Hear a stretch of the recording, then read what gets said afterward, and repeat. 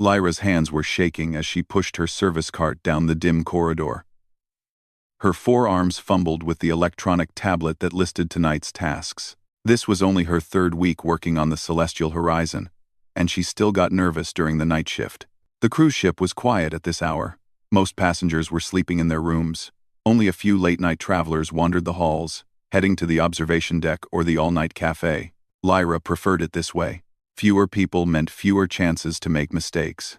She was a Velcarian, which meant she looked very different from most species on the ship.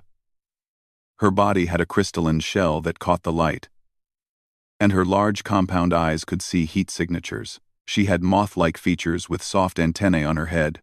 Back home on Velcar, everyone looked like her. Here, she was the strange one. Her tablet beeped. Room service request for 447B. Someone wanted extra blankets. Lyra pulled the thermal blankets from her cart and walked down the hall, counting room numbers. 443, 445, 447. She stopped at room 447 and pressed her master key to the door panel. The door slid open with a soft hiss. Lyra stepped inside, her eyes adjusting to the darkness. Then she froze. A human was sitting in the middle of the floor. He wasn't moving. His eyes were closed, and his body was completely still. He wore almost nothing, just a pair of shorts. The room was freezing cold. Lyra's scanner showed the temperature was -5 degrees Celsius. Terror shot through her body. Her crystalline plates began to rattle, making a soft clicking sound. This human was dying. He had to be dying. No warm-blooded creature could survive in these conditions. Lyra had studied the basic passenger safety manual, but she had never seen anything like this. The human's skin should have been blue. He should have been shaking uncontrollably. Instead, he just sat there, perfectly calm, barely breathing. She reached for her communicator, ready to call medical emergency. Her training said that hypothermia was deadly. She had to act fast. If a passenger died on her watch during her first month, she would lose her job. Worse, she would be responsible for a death. Her finger hovered over the emergency button. Then the human's eyes opened. Lyra let out a small shriek and jumped backward, nearly knocking over her cart. Her forearms flailed in panic. The human looked directly at her with calm, dark eyes. He didn't look sick. He didn't look like he was dying. "Can I help you?" he asked in a quiet voice. Lyra's translator took a moment to process his words. When it did, she started speaking rapidly in broken Galactic Common. "Sir, please. You are in danger. The temperature. It is too cold. You need warmth immediately. I will call medical. Please do not move. You are experiencing hypothermia." The human tilted his head slightly, confused. Then, to Lyra's horror, he smiled. "I'm fine," he said. "I turned the temperature down on purpose." "On purpose?" Lyra's voice was high-pitched with stress. "Sir, forgive me, but you are not wearing proper clothing. Your body temperature is dropping. I can see it with my heat vision. You need help." The human slowly stood up. Lyra noticed that he moved smoothly, with no signs of muscle stiffness or trembling. He walked over to the wall panel and tapped it. The room lights came on gradually. "My name is Ji-hoon," he said calmly. "I'm sorry I scared you. I was meditating. This is normal for me." "Normal?" Lyra repeated. Nothing about this was normal. On Velcar, if the temperature dropped below 30 degrees, people started dying. This human was sitting in -5 degrees wearing nothing but shorts. "Sir, Ji-hoon, I must insist. The medical database says mammals cannot survive extended cold exposure." Ji-hoon rubbed the back of his neck. He seemed to realize that Lyra was genuinely frightened. "Let me show you something," he said. He walked to his travel bag and pulled out his passenger file. He handed it to her. Lyra's hands trembled as she read the information. Species: human. Home planet: Earth. Temperature tolerance: -40 degrees to +50 degrees Celsius. She read it 3 times. This must be a translation error. she whispered. It's not, Ji-hoon said gently. Humans can handle extreme temperatures. We evolved that way. Cold exposure is actually good for our health.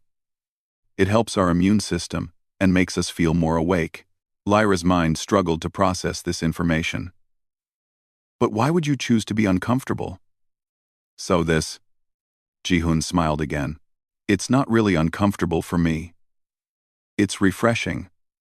Like how some species enjoy swimming. The cold water feels good. At that moment, Lyra's communicator buzzed. A voice came through. Lyra? This is Tae-jin. I got your emergency signal. What's wrong? Lyra wanted to disappear. She had accidentally triggered an automatic alert when she reached for the emergency button. I am so sorry. Supervisor Cho. There was a misunderstanding. Everything is fine. I'm coming anyway, Tae-jin said. Stay there. 2 minutes later, a human man in a ship uniform arrived at the door. He was older than Ji-hoon, with graying hair and a kind face. He looked at the cold room, at Ji-hoon, standing there in shorts, and at Lyra's panicked expression. Then he started laughing. First time seeing human cold therapy? Tae-jin asked Lyra. She nodded miserably. Don't worry. This happens with every new alien crew member. Humans do weird things. We like being uncomfortable sometimes. But why? Lyra asked desperately.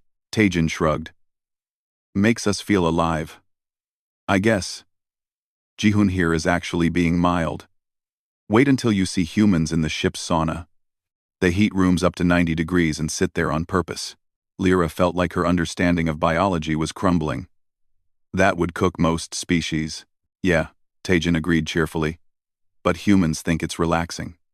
He turned to Ji-hoon. Sorry for the interruption. Carry on with your meditation. He looked back at Lyra. And you? Don't worry. No emergency. Just humans being humans. After Tae-jin left, Lyra stood awkwardly at the door. She still had the thermal blankets in her arms. I apologize for disturbing you, she said quietly. Ji-hoon waved his hand dismissively. It's okay. You were trying to help. That's good. He paused, studying her curious expression. You know, if you want to understand humans better, you can ask me questions. I don't mind. Lyra's antennae perked up with interest despite her embarrassment. You would not mind?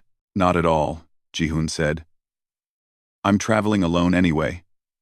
It might be nice to talk to someone. Lyra hesitated, then nodded. Thank you. I should let you return to your meditation. She backed out of the room, still clutching the blankets.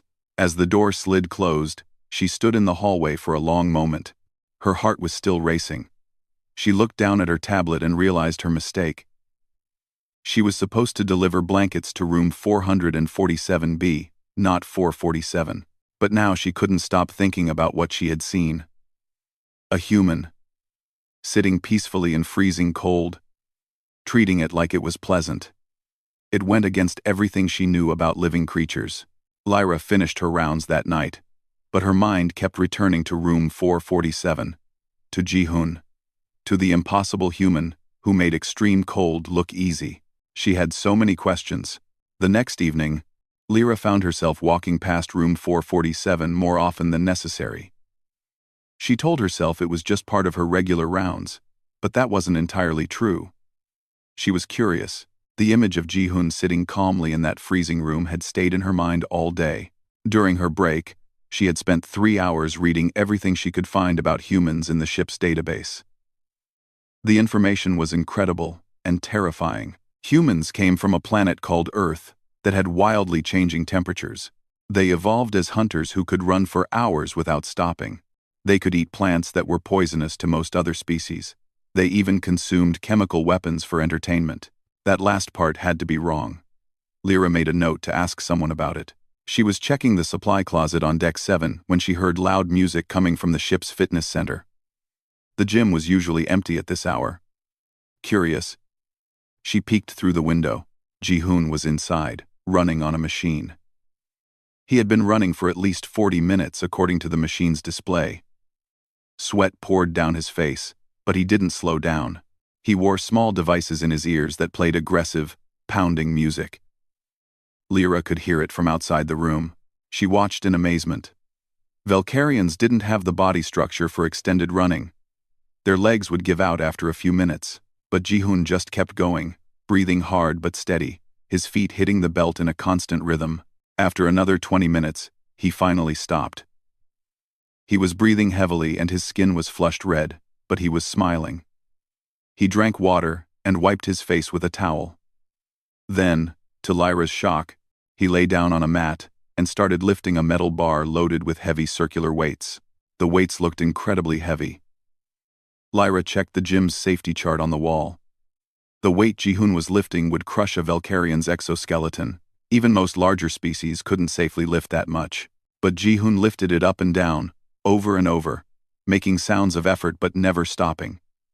10 times. Then he rested for a minute, and did it again. And again. Lyra's co-worker, Nari, appeared beside her at the window. Nari was a centauri, an aquatic species with blue skin and gill slits on her neck. "What are you looking at?" Nari asked. "The human," Lyra whispered. "He's been exercising for over an hour. Doesn't he get tired?" Nari looked through the window and made a dismissive sound. "Humans always do this. They're obsessed with exercise. I think it's because their planet has high gravity. They need strong muscles just to walk around. But he's doing it on purpose," Lyra said. "Not because he has to, because he wants to." Nari shrugged. "Humans are strange. Everyone knows this." But Lyra couldn't look away. Something about the determination on Ji-hoon's face fascinated her. He looked focused. Peaceful, even. Like he was exactly where he wanted to be. The next day, Lyra was cleaning the hallway near the ship's restaurant when she saw Ji-hoon sitting at a table. He was eating lunch. She tried not to stare, but she couldn't help herself. Ji-hoon noticed her and waved. "Lyra, right? Want to join me?" Lyra's antennae twitched nervously. "I am working. I should not disturb passengers during their meals." "You're not disturbing me. I'm inviting you," Ji-hoon said. "Besides, you look like you have questions. I can see it in your face." "Well, I think that's what your face is showing." "I'm still learning alien expressions." Lyra hesitated, then sat down across from him. She looked at his plate and felt her stomach turn. There was some kind of meat dish covered in bright red sauce. "What are you eating?" "Spicy pork with chili paste," Ji-hoon said. He took a bite and seemed to enjoy it. "Want to try some?" "No thank you," Lyra said quickly. "That red substance. Is it a chemical additive?" Ji-hoon laughed. "Sort of. It's called capsaicin. It comes from peppers. It makes your mouth feel like it's burning." Lyra stared at him. "And you eat it voluntarily?" "Yeah, it tastes good. Humans like spicy food." Lyra pulled out her tablet and checked something. Her eyes widened. Capsaicin is listed in the ship's security database as a defensive chemical. It says here that it can be used to disable attackers. Class 2. Irritant. Causes severe pain. Ji-hoon nodded, taking another bite. "That's true. But humans have a higher tolerance. We actually enjoy the sensation. It releases chemicals in our brain that make us feel good." "You enjoy pain?" Lyra asked, completely confused. "Not pain exactly," Ji-hoon said, thinking about how to explain. "It's more like a challenge. A pleasant kind of discomfort. Like the cold meditation you saw me doing, or the exercise at the gym." Lyra's mind was spinning. "I saw you running yesterday. For a very long time." "Oh, you did?" Ji-hoon smiled. "Yeah. I try to run for an hour each day. It helps me think clearly." You run for an hour because it helps you think?" Lyra repeated slowly. Not because you need to escape danger or reach a destination. Right. Just for the feeling of it. Lyra sat back in her chair. On Velkar, movement was about efficiency. You traveled from place to place as comfortably as possible. The idea of running for an hour to nowhere, on purpose, while making yourself tired and uncomfortable, made no sense at all. Humans are very confusing, she said finally. Ji-hoon laughed again. I bet we are. What's the most confusing thing about us? Lyra thought about it. You seem to seek out discomfort. Cold rooms, heavy lifting, chemical weapons in your food, running until exhausted. My species avoids all of these things. We try to be comfortable and safe. But humans, you do the opposite. Ji-hoon leaned forward, interested. That's actually a really good observation. I never thought about it that way. He paused. Maybe it's because humans evolved in a world that was constantly challenging us. We had to adapt to survive, and maybe that need for challenge became part of who we are. Comfort is nice, but too much comfort makes us feel empty.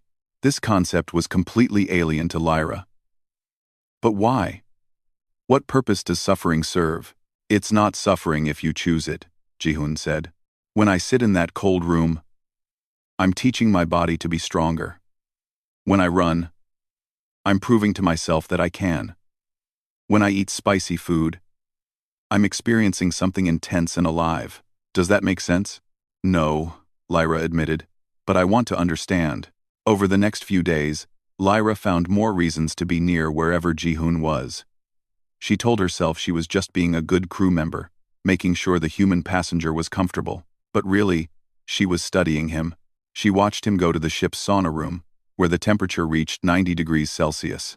He stayed inside for 20 minutes, came out red-faced and dripping with sweat, then immediately went to the cold plunge pool. He sat in the freezing water and looked completely content. She saw him in the library, reading under bright lights that would have damaged her sensitive eyes. The book was about mountain climbing. About humans who climbed dangerous peaks just to say they had done it. Some of them died trying.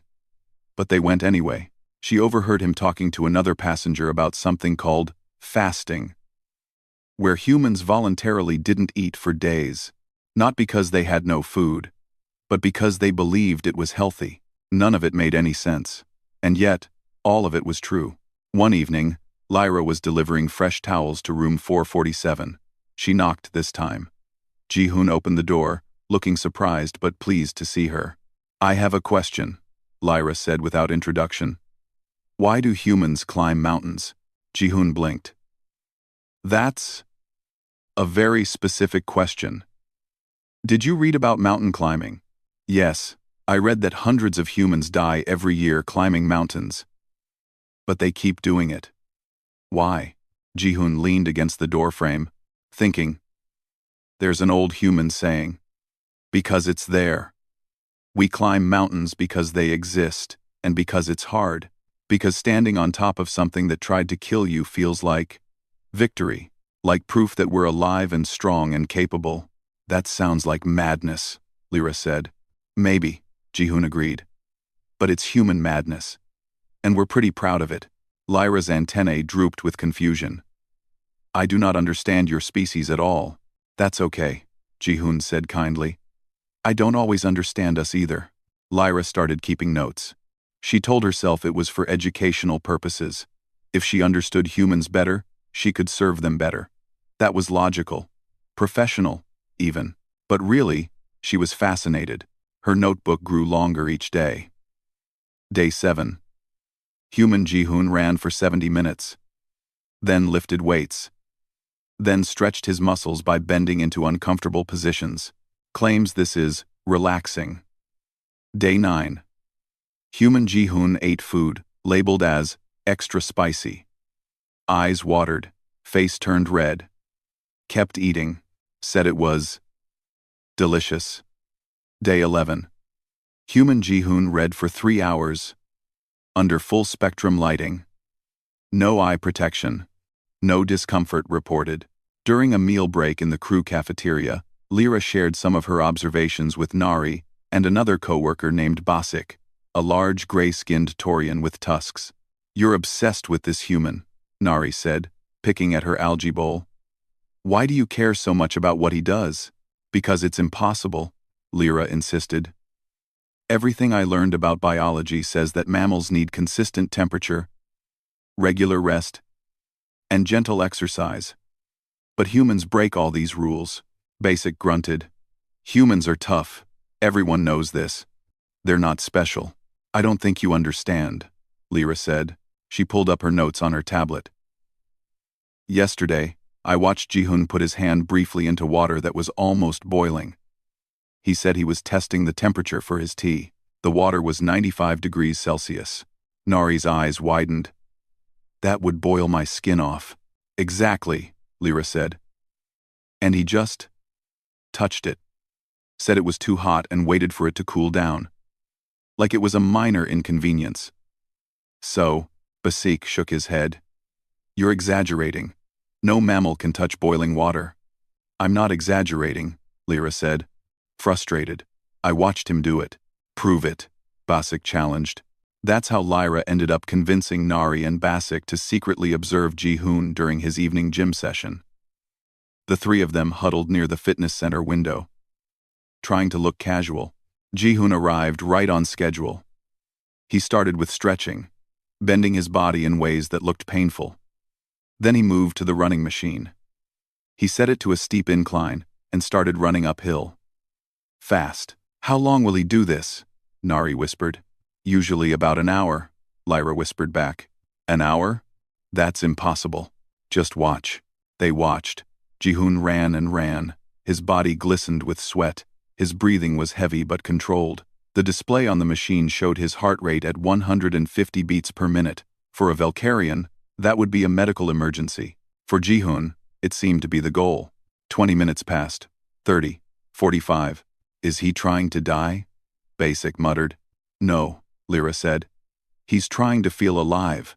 Finally, after a full hour, Ji-hoon slowed to a walk, then stopped. He drank water and moved to the weight area. He loaded a bar with heavy plates and began lifting it above his head repeatedly. Nari made a small sound of distress. "That weight would crush my bones."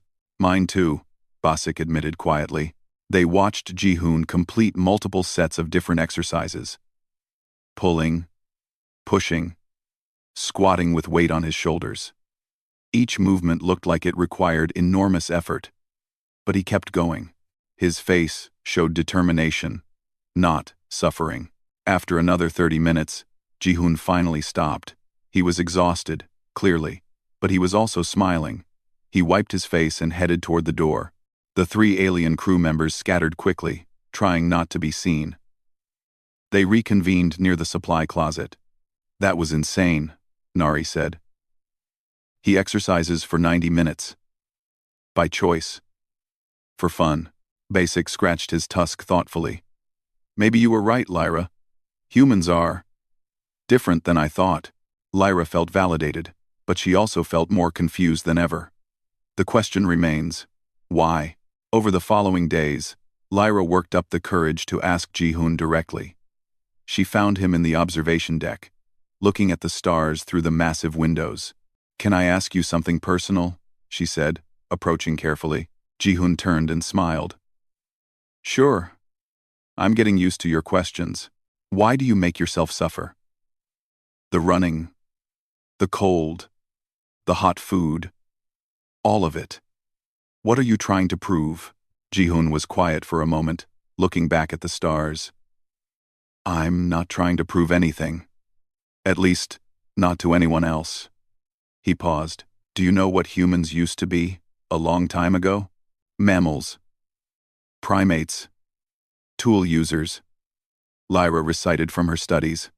"Yes, but before we built cities and spaceships, we were hunters. Not like cats who ambush prey. We chased animals for hours and hours until they collapsed from exhaustion. We couldn't run fast, but we could run forever. We survived because we refused to give up." Lyra tilted her head, listening. "That instinct is still in us." Ji-hoon continued. "We need to push ourselves. to test our limits. When life becomes too easy, too comfortable, we feel wrong, empty. So we create challenges. We run marathons. We climb mountains. We go to space. Not because we have to, but because we're human. And that's what humans do. But Valkyrians do not feel this way, Lyra said. We prefer safety and comfort. We only take risks when necessary. And there's nothing wrong with that, Ji-hun said. Different species evolved different ways. But for humans, the struggle is the point. We're happiest when we're working toward something difficult. A thought occurred to Lyra. Is that why humans left Earth? Not because you had to, but because you wanted a bigger challenge? Ji-hun smiled widely. That's exactly why. Earth got too small for us. So we looked up. Before Lyra could ask more questions, an alarm sounded throughout the ship. A calm but urgent voice came through the speakers. Attention crew. Coolant leak in Cargo Bay 3. Temperature dropping rapidly. All non-essential personnel evacuate the area. Ji-hun immediately stood up. That's serious. Cargo Bay 3 has medical supplies for the colony outbreak at Kepler Station. Lyra's mind raced. She knew what a coolant leak meant. The temperature in that bay would drop to dangerous levels within minutes. Most species could only survive a few minutes in those conditions. Her communicator buzzed. It was Taejin. All crew to stations. We have a situation. Ji-hun was already moving toward the door. I should see if they need help. You cannot, Lyra said quickly. The temperature will be deadly. Ji-hun looked back at her, and something in his expression made her stop. It wasn't fear. It wasn't even concern. It was focus. Lyra, I'm a maintenance engineer. This is what I do. And I'm human. Deadly for most species isn't deadly for me. He walked away, moving with purpose toward the cargo bay. Lyra stood there for a moment, her thoughts spinning. Then she ran after him.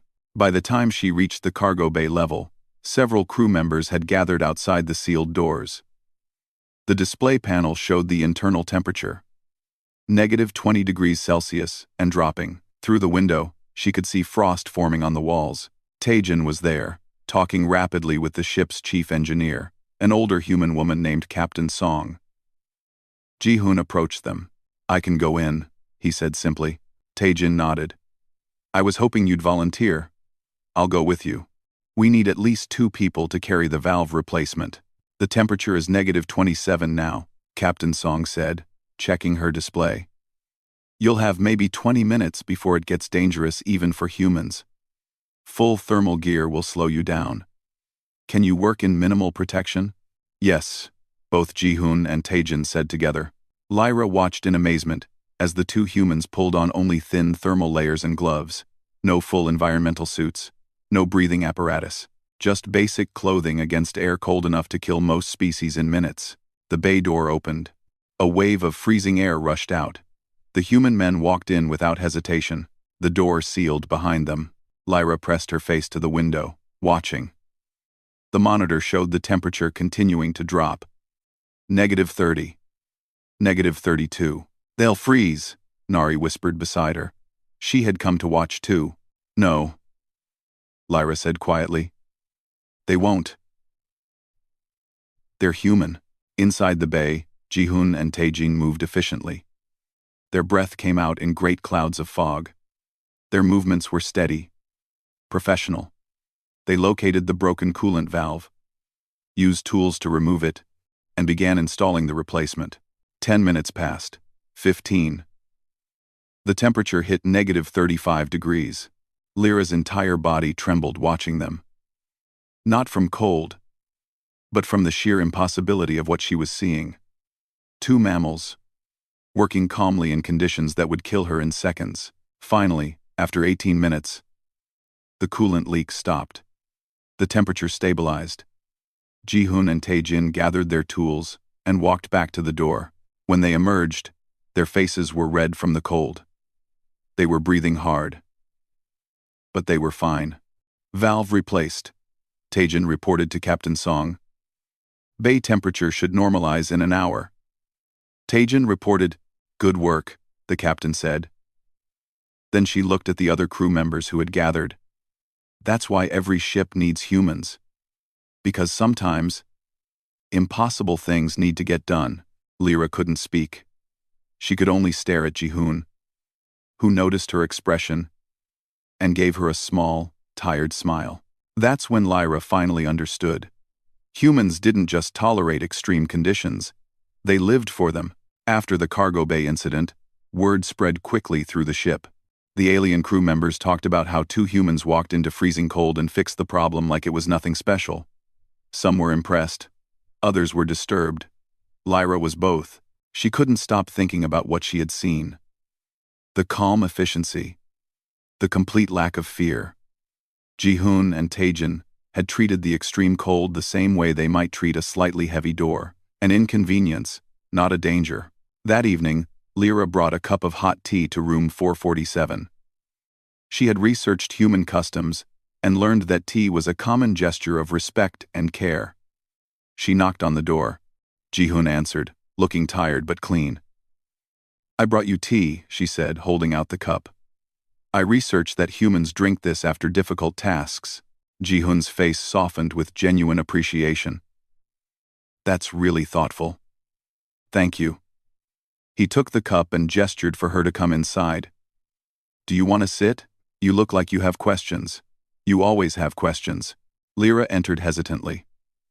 The room was at a normal temperature tonight, around 20 degrees. She sat in one of the chairs, while Jihoon sat on the bed, sipping the tea. "This is good," he said. "You made it perfectly." Lyra's antennae twitched with pleasure at the compliment, but then she got serious. "I watched you today. In the cargo bay.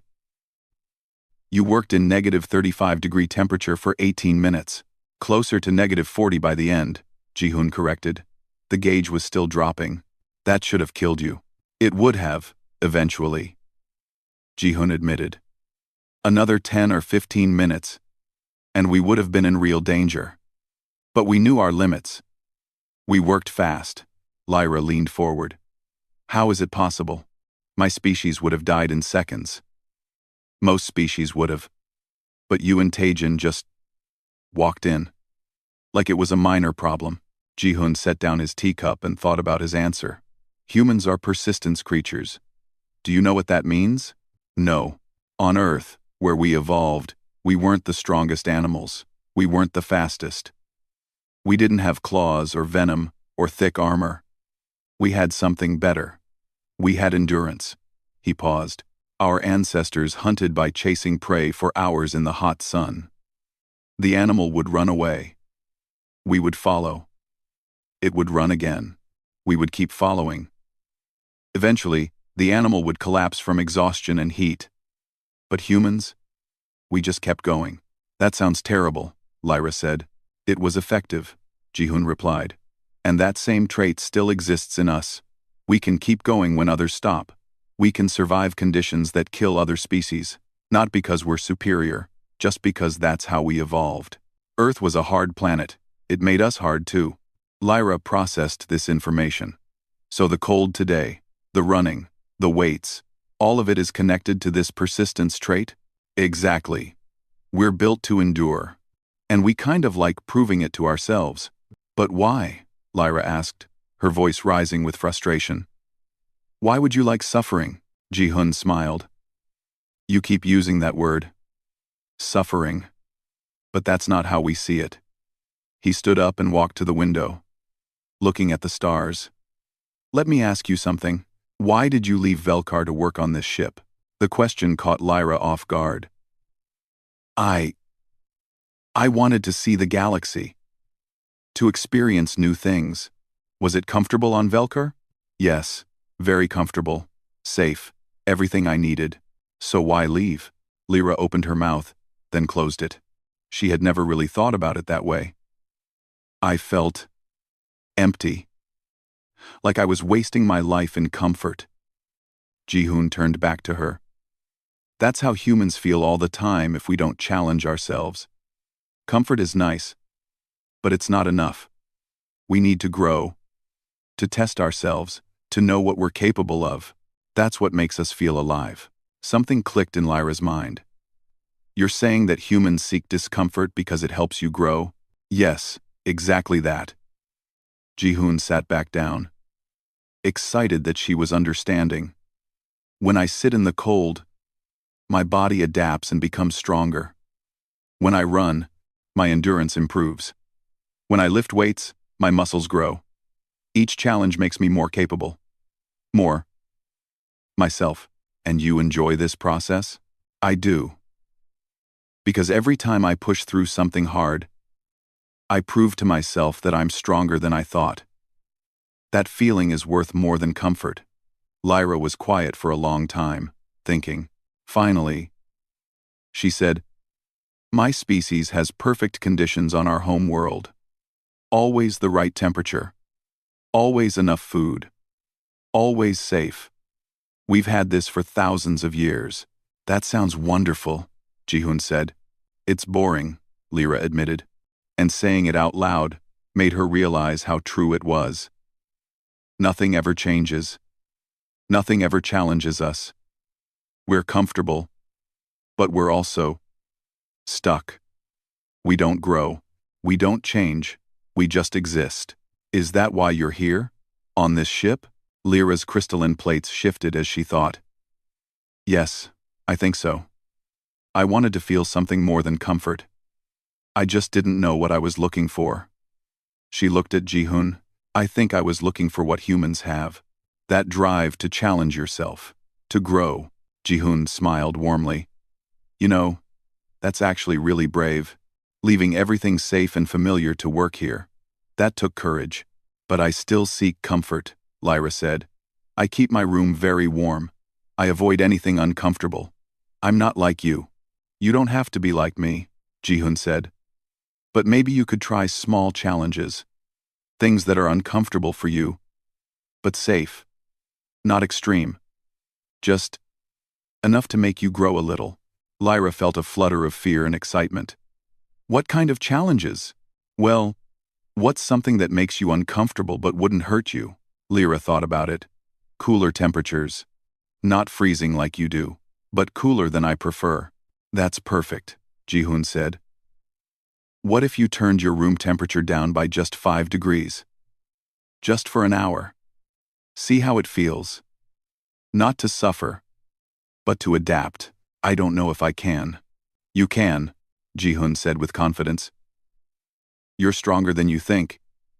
You left your home planet. You work on a ship full of species you'd never met before. You came to my room tonight even though you were scared. You're already doing hard things. Lyra felt something warm in her chest. Pride, maybe. Or hope. Will you help me?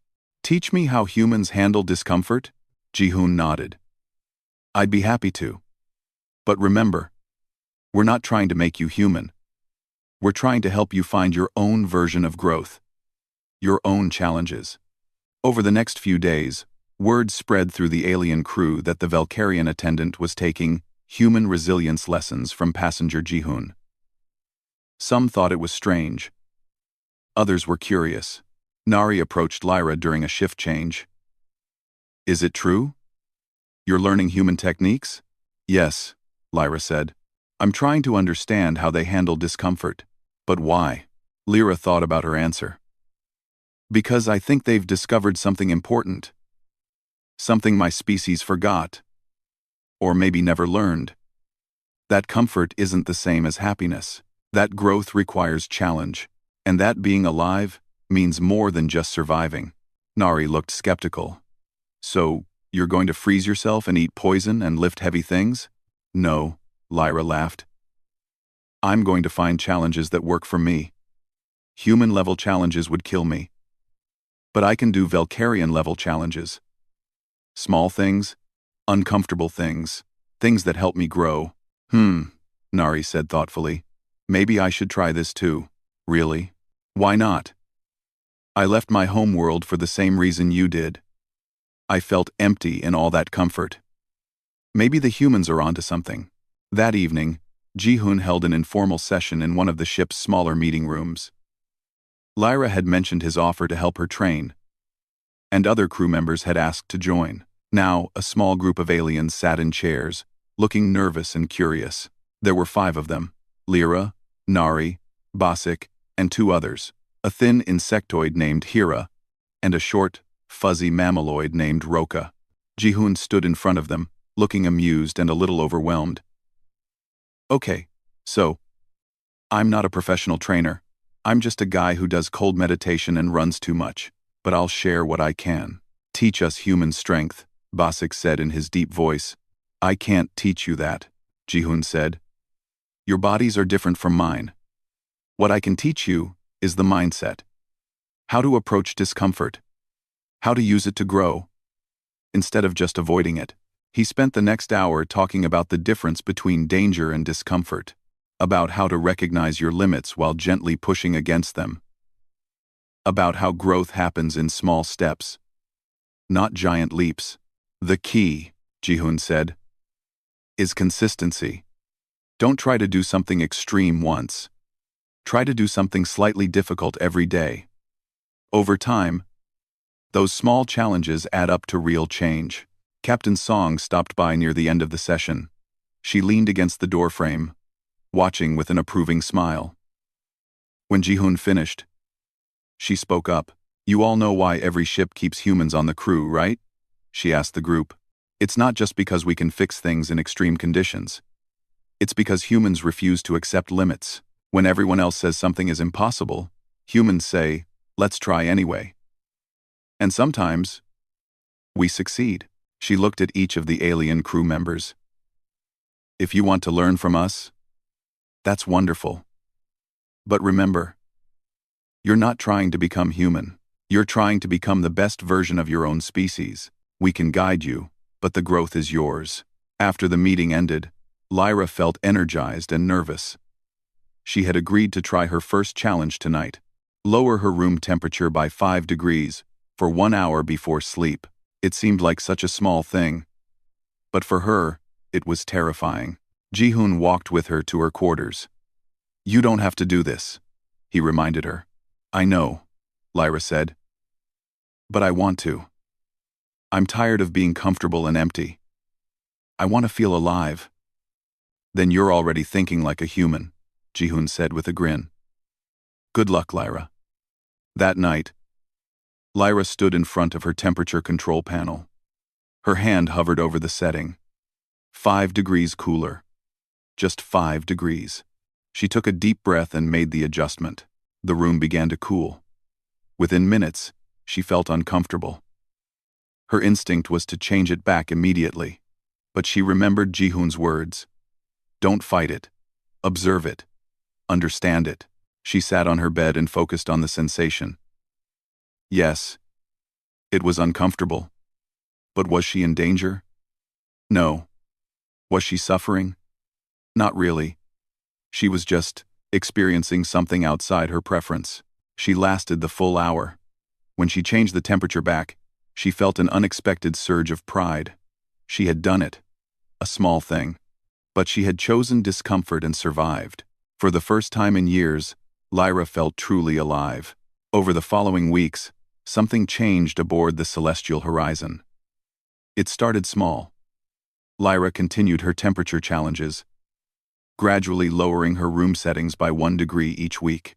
Other crew members noticed and started their own experiments. Nari began swimming in the ship's pool at cooler temperatures than Centauri normally preferred. Bosik started lifting light weights in the gym, something Taurians rarely did. Hira practiced staying in brightly lit rooms for longer periods. Roka tried eating foods with mild spices. None of them were doing anything extreme. They weren't trying to be human. They were finding their own small challenges, their own ways to grow beyond comfort. Jihoon watched this ripple effect with quiet amazement. He had never expected to become an accidental teacher, but he helped when asked, always emphasizing safety and gradual progress. Remember, he told them during their informal evening sessions, you're not competing with anyone. You're just exploring what you're capable of. There's no prize for suffering the most. The goal is growth, not pain. The sessions became popular. More crew members joined. Even some passengers stopped by out of curiosity. The ship's administration officially approved the gatherings after Captain Song vouched for them. "As long as it's voluntary and safe, I support it," she told the ship's council. "These people are discovering something valuable. Who are we to stop them?" One evening, about a month after the cargo bay incident, Lyra sat with Ji-hoon in the observation deck. They had formed a comfortable friendship. She no longer felt nervous around him. Instead, she felt grateful. "I have to tell you something," Lyra said. "I received a message from my family today." "Oh, good news?" "Strange news," Lyra said. "I told them about the temperature challenges I've been doing. My mother thinks I've gone crazy. My father wants me to come home immediately. They think the humans have made me sick." Ji-hoon winced. "I'm sorry. I didn't mean to cause problems with your family." "No, you don't understand," Lyra said quickly. "I'm not upset. For the first time, I tried to explain to them why I left. Why I wanted more than comfort. And I realized something. They didn't understand because they've never felt it. That emptiness. That need for growth. Not everyone feels it," Ji-hoon said. "Some people are genuinely happy with comfort and stability. There's nothing wrong with that. I know. But I'm not one of those people. I thought something was wrong with me because I wasn't happy on Velkar. But now I understand. I'm just different. I need challenge, and that's okay." Ji-hoon smiled. "That's a really healthy realization. And I have you to thank for it. You showed me that discomfort can be chosen. That it can mean growth instead of suffering. That changed everything for me." They sat in comfortable silence for a while, watching the stars drift past.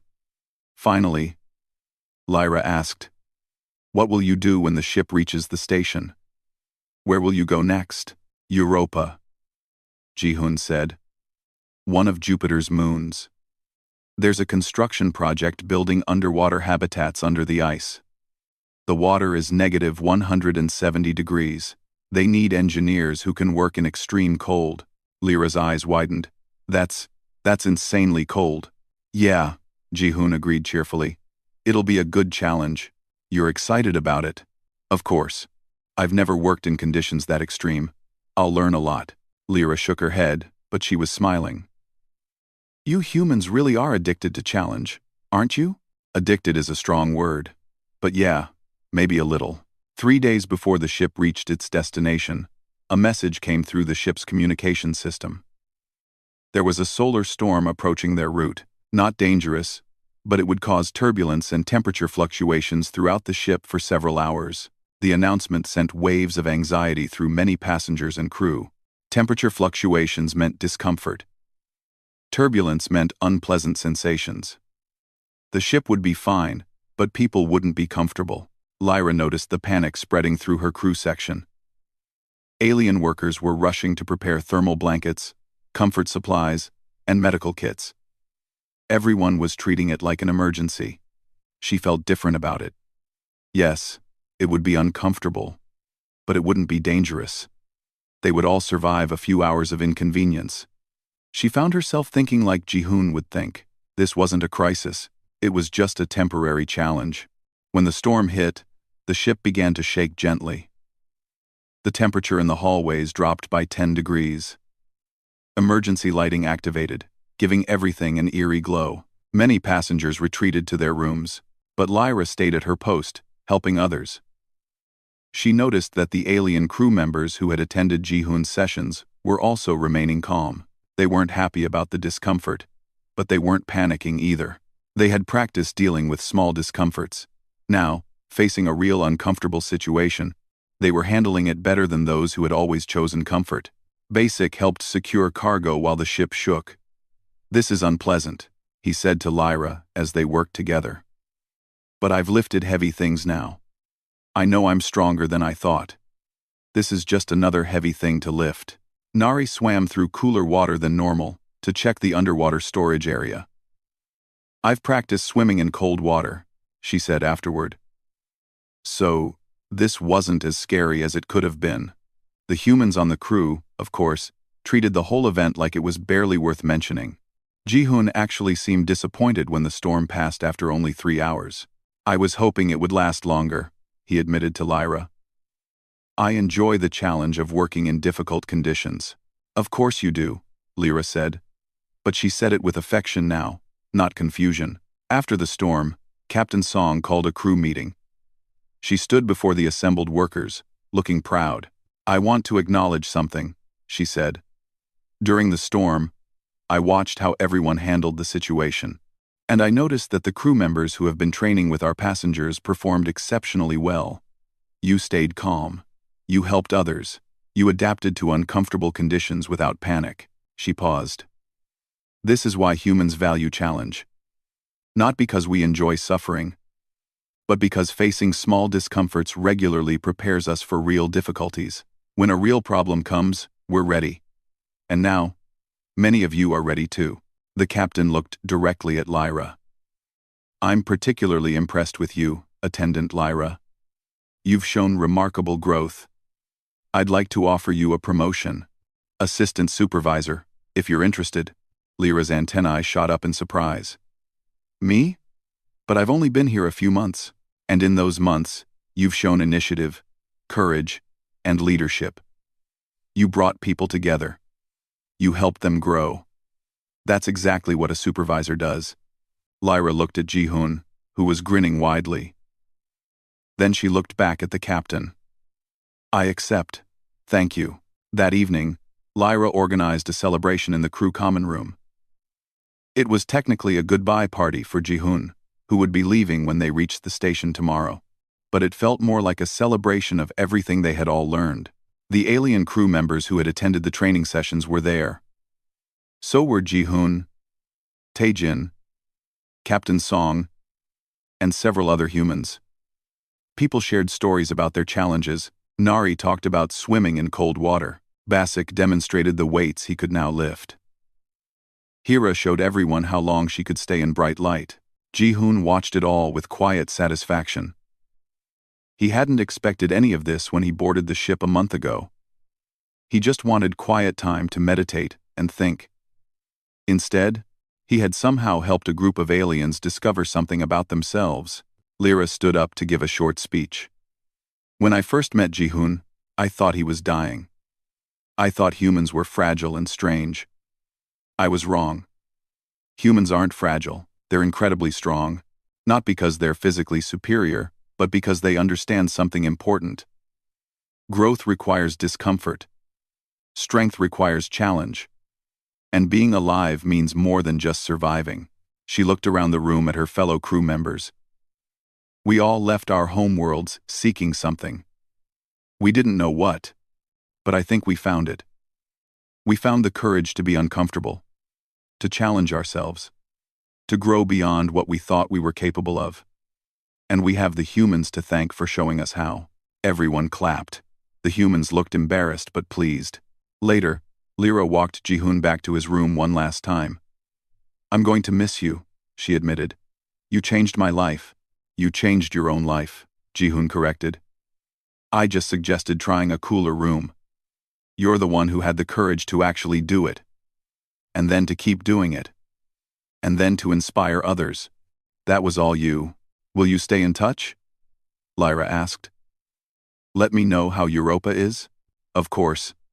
I want to hear about your adventures as assistant supervisor too. They reached room 447. Ji-hoon opened the door, then turned back. Can I tell you something? A human saying, always. There's a very old phrase. Smooth seas never made a skilled sailor. It means that easy times don't teach us anything. We only grow when we face challenges. You understand that now, and that understanding will take you far. Lyra felt her crystalline plates warm with emotion. Thank you, Ji-hoon, for everything.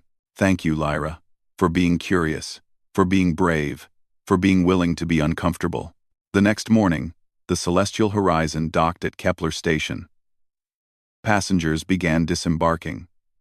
Lyra stood near the exit, saying goodbye to passengers as part of her duties. When Ji-hoon came through, she gave him what she had learned was a human gesture. She extended one of her hands. Ji-hoon shook it gently, careful of her crystalline fingers. "Good luck, Lyra. Good luck on Europa. Try not to freeze." "No promises," he said with a grin. She watched him walk away into the station, carrying his single bag. Then she went back to work. She had a promotion to live up to. She had crew members to inspire. She had challenges to face. That night, in her new supervisor quarters, Lyra set the temperature to 23 degrees, 4 degrees cooler than when she had first started her challenges. It felt comfortable now, normal, even. She had adapted, grown. She sat down and opened her communication device. She started writing a message to Ji-hoon. First day as assistant supervisor went well. Helped a new crew member who was nervous about her first shift. Told her about a human I met who taught me that fear and growth often feel the same. She seemed to understand. Also, I kept the room temperature low during a difficult task today. Didn't even notice the cold because I was focused on the work. I think you'd be proud. How is Europa? She sent the message and waited.